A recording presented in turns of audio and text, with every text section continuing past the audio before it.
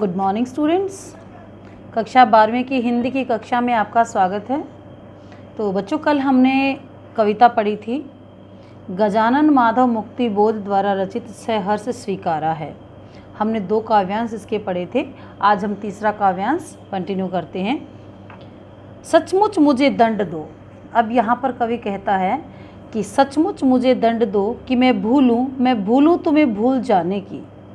दक्षिणी ध्रुव अंधकार अमावस्या, शरीर पर चेहरे पर अंतर में पालू में झेलू में उसी में नहा लूँ मैं। अब प्रस्तुत पंक्तियों के माध्यम से जो है कवि अपनी प्रिय की आत्मीयता एवं पूर्ण समर्पण की कोमल भावनाओं को व्यक्त करते हुए कहते हैं। कवि यहाँ पर बहुत विहल हैं, बहुत दुखी हैं, बहुत परेशान हैं।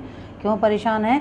क्योंकि उसकी प्रिया ने या उसके जो भी उसका अज्ञात प्रेमी है, चाहे वो उसकी माँ है, चाहे उसकी कोई प्रेयसी है, वो अपने इस कवि के लिए समर्पित है, पूर्णतः समर्पित है। लेकिन कवि यहाँ पर कहते हैं कि जितना वो मेरे लिए करती हैं मैं उतना उनके लिए नहीं कर पाता। इसलिए वो कहते हैं कि सचमुच मुझे दंड दो, कि मुझे सचमुच में तुम मुझे दंड दो। क्या दंड दो? कि भूलूं मैं तुम्हें भूल जाने की, मैं तुम्हें भूल जाने की एक भूल कर दूं।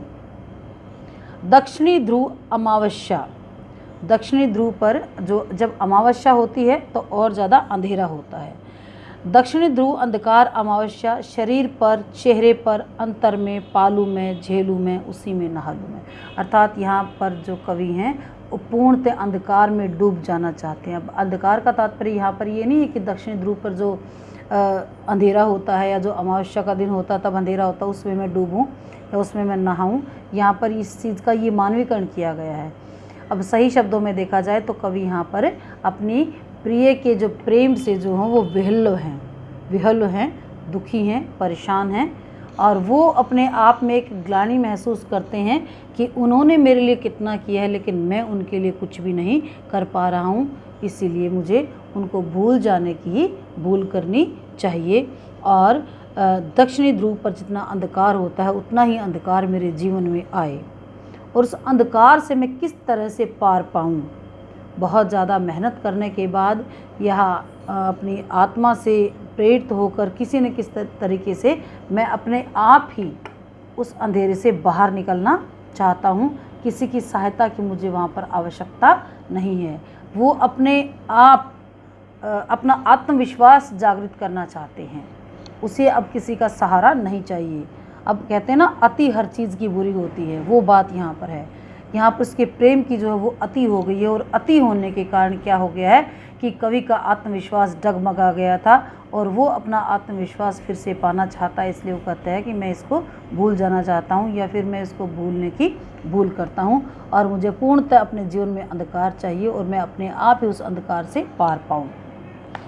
इतना अंधकार हो, शरीर पर चेहरे पर अंतर में पालू मैं, यानी कि मेरे शरीर पर भी अंधकार हो, मेरे चेहरे पर भी अंधकार हो और मेरी आत्मा में भी, यानी कि मेरे हृदय में भी अंधकार हो, उसी को मैं झेलूँ और उसी में मैं नहा लूँ। अब नहाने का तात्पर्य क्या है यहाँ पर? यानी कि उसी अंधकार में मैं अब डूबा रहूँ। इसीलिए कि तुमसे ही परिवेष्टित आच्छादित रहने का रमणीय यह उजेला अब सहा नहीं जाता।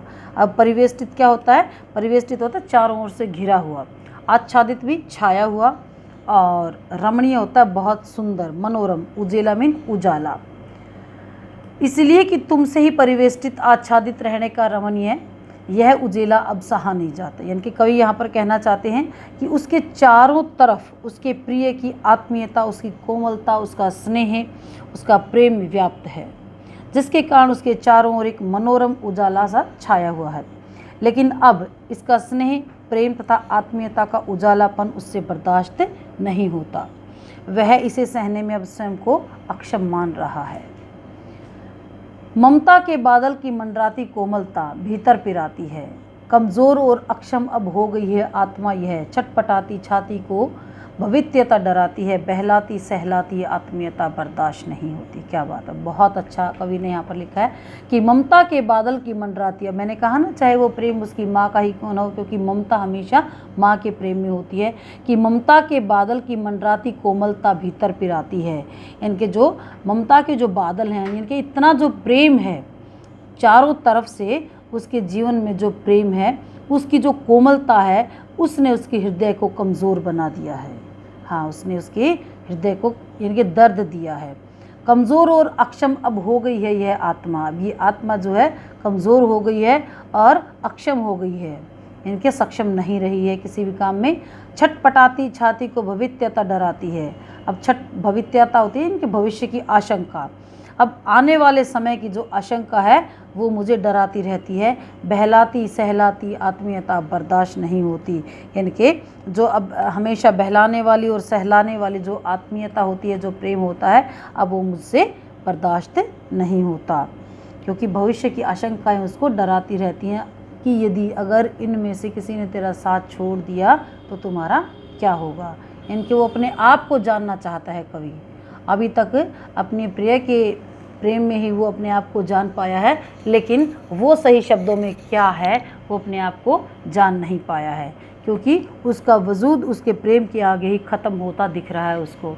इसीलिए वो अपना खुद स्टैंड लेना चाहते हैं कि मेरे अंदर कितनी ताकत है, या फिर मैं अपने जीवन को किस प्रकार से जी सकता हूँ और अपनी माँ को या अपने अज्ञात प्रेमी को मैं किस तरह से सुखी कर सकता हूँ। तो वो उस प्रेम के आच्छादित छाया से बाहर निकलना चाहता है और अपना जो प्रेम है वो स्वयं देखना चाहता है कि मैं दूसरों के लिए कितना कर सकता हूँ। अब नेक्स्ट है, सचमुच मुझे दंड दो कि हो जाऊं पाताली अंधेरे की गुफाओं में, विवरों में, धुएं के बादलों में, बिल्कुल मैं लापता। अब पाताली अंधेरी यानी कि धरती की गहराई, पाताल में पाया जाने वाला गुप्त यानी कि बहुत ज़्यादा अंधेरा, और गुहा होती है गुफा, और विवर मीन बिल या कोई भी सुरंग, लापता मीन्स गायब। अब ये कवि यहाँ पर कहते हैं कि सचमुच मुझे दंड दो कि हो जाऊं पाताली अंधेरे की गुफाओं में, विवरों में, धुएं के बादलों में, बिल्कुल मैं लापता। अब कवि कहते हैं कि वह स्वयं को पाताली यानी कि पाताल जैसी घनघोर गुफाओं में या सुरंगों के अंधेरे में विलीन कर लेना चाहता है।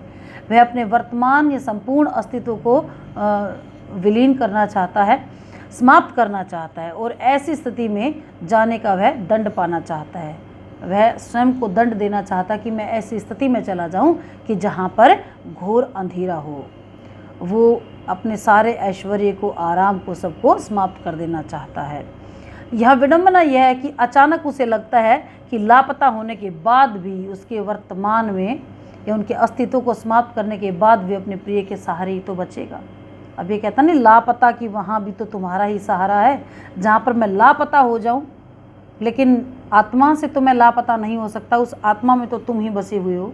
लापता कि वहाँ भी तो तुम्हारा ही सहारा, इसलिए कि जो कुछ भी मेरा है यह सब मेरा सा होता लगता है, होता सा संभव है, सभी वह तुम्हारे ही कारण के कार्यों का घेरा है, कार्यों का वैभव है। अब तक तो ज़िंदगी में जो कुछ था, जो कुछ है, सहर्ष स्वीकारा है, इसलिए कि जो भी कुछ मेरा है वह तुम्हें प्यारा है।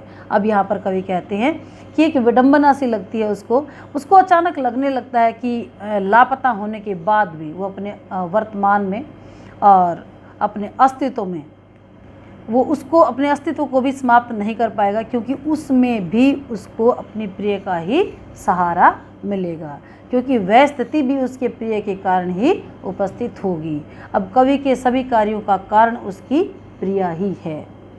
कवि के कार्यों के वैभव का कारण भी उसकी प्रिया ही है, इसीलिए उसके अस्तित्व को समाप्त होने या उसके विलीन होने का कारण भी उसकी प्रिया ही होगी। अर्थात प्रिय के अस्तित्व से भिन्न कवि के अस्तित्व का कोई भी अर्थ नहीं है, कोई महत्व नहीं है उसका। कवि के जीवन में अब तक जो भी कुछ था, जो वर्तमान में जो भी कुछ है या भविष्य में जो भी कुछ रहेगा, वह सब कवि ने सहर्ष यानी कि खुशी के साथ स्वीकार कर लिया है। और वो इसलिए स्वीकार कर लिया है क्योंकि अब वो उसको अपना सा होता लगता है, क्योंकि उनसे सभी स्थितियां जो जुड़ी हुई हैं वो उसकी प्रिया के कारण ही हैं। अब प्रस्तुत पंक्तियों में कवि ने जो कहना चाहा है उसका तात्पर्य कि उसकी गहरी आत्मीयता, उसकी घनिष्ठता, उसका प्रेम प्रदर्शित करना, ये सब अपनी प्रिय के लिए ही है। और कवि की जीवन से जुड़ी सभी वास्तविकताएं प्रिय को प्यारी होने के कारण कवि को भी सहर्ष स्वीकार हैं, क्योंकि उनसे कवि के प्रिय की संवेदनाएं जुड़ी हुई हैं। तो बच्चों हमने ये पढ़ा है सहर्ष स्वीकारा, यानी कि खुशी खुशी स्वीकार कर लिया। जो भी उसको जीवन में मिला वो कवि ने खुशी खुशी स्वीकार कर लिया। और बहुत सारी चीज़ें ऐसी होती हैं जो इंसान स्वीकार नहीं कर पाता, लेकिन यहाँ तो जो गरीबी है उसको भी उसने खुश होकर स्वीकार किया है।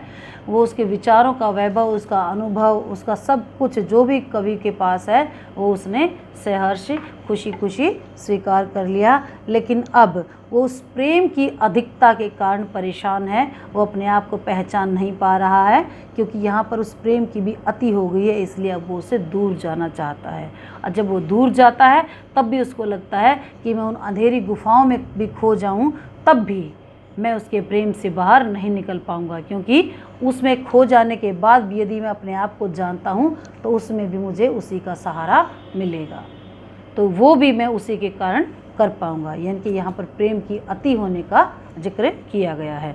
तो ये कविता बच्चों हमने आज पढ़ी है, गजानन माधव मुक्तिबोध द्वारा रचित सहर्ष स्वीकारा है। ये कविता आप अच्छे से पढ़ेंगे और अपनी पाठ्य पुस्तक में इसकी व्याख्या लिखने का प्रयास करेंगे। नेक्स्ट लेक्चर में हम इससे संबंधित प्रश्नोत्तर पढ़ेंगे। Thank you.